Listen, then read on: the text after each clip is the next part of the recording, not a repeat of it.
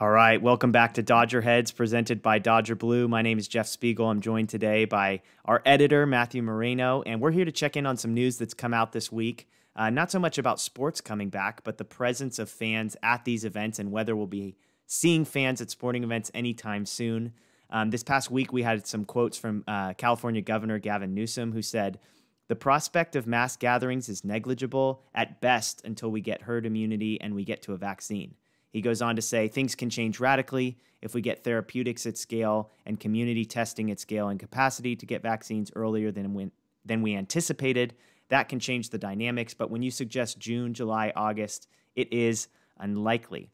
LA Mayor Eric Garcetti echoed these statements, basically saying that sporting events, concerts, any large gatherings may not be approved for at least a year. So pretty dramatic stuff. Now, there might be a little bit of good news in the news this week. Dr. Fauci had an interview over Snapchat with Good Luck America, and he had this to say. He said, "Let's say nobody comes to the stadium. You do it. I mean, people say, well, can't you play? You can't play with spectators. Well, I think you'd probably get enough buy-in from people who are dying to see a baseball game.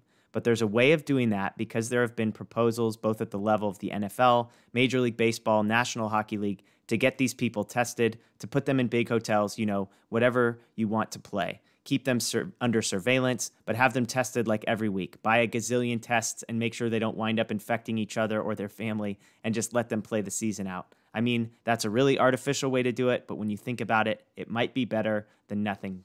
Matt, it seems pretty straightforward. It is a lot better than nothing, but is there anything in here that you kind of jumps out at you that you take away as interesting and new? Yeah, I mean, like you kind of said, it's not so much that it's new news that we're getting from the three officials. We've discussed it on the show. We've written about it on the website. The likelihood of fans being at games this year never really seemed all that likely.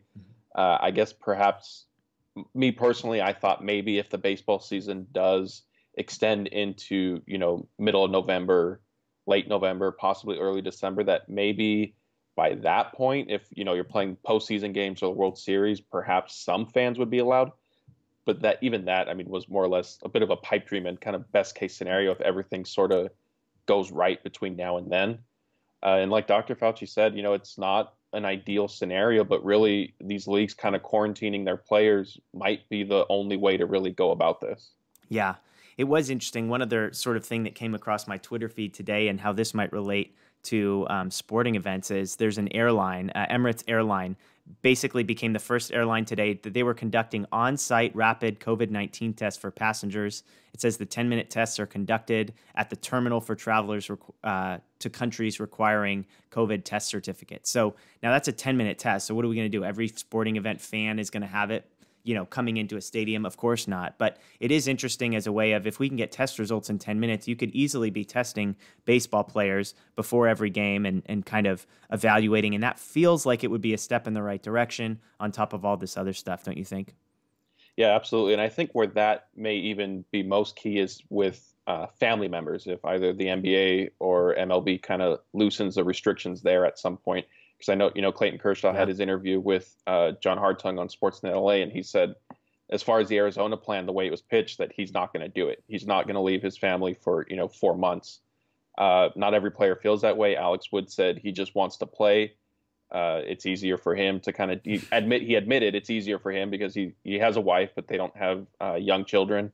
Justin Turner said he's in that same boat. He kind of wants to play. And so we'll have to see. I mean, I don't know. It'll be interesting to see if the only way the season starts is with players only being quarantined. Yeah. Perhaps the league and the union works out some sort of deal where they reevaluate the setting after 6 weeks, 2 months. But it's tough to say really with anything. I mean, we don't even know when the season may begin. Yeah, I wonder what Alex Wood's wife thinks about this whole thing. Kershaw's over here saying, I want to spend time with my family. And Alex Wood's like, nah, I'm good. 4.5 months. Let's do it, But I mean, Kershaw's family travels with him everywhere he goes. So, I wonder if there's a way where they say, okay, if your family wants to come be quarantined for 4.5 months and you can see them every day, then that's an option. But we've got tons of coverage on that in our last episode. So if you want to hear more talk about how that all breaks down, check that out. But Yeah, I think that's the update for now, is that we're probably not getting fans at sporting events anytime soon. But I do think there's a glimmer of hope here in that, if a guy like Dr. Fauci says, hey, I can get on board with this baseball plan to some degree,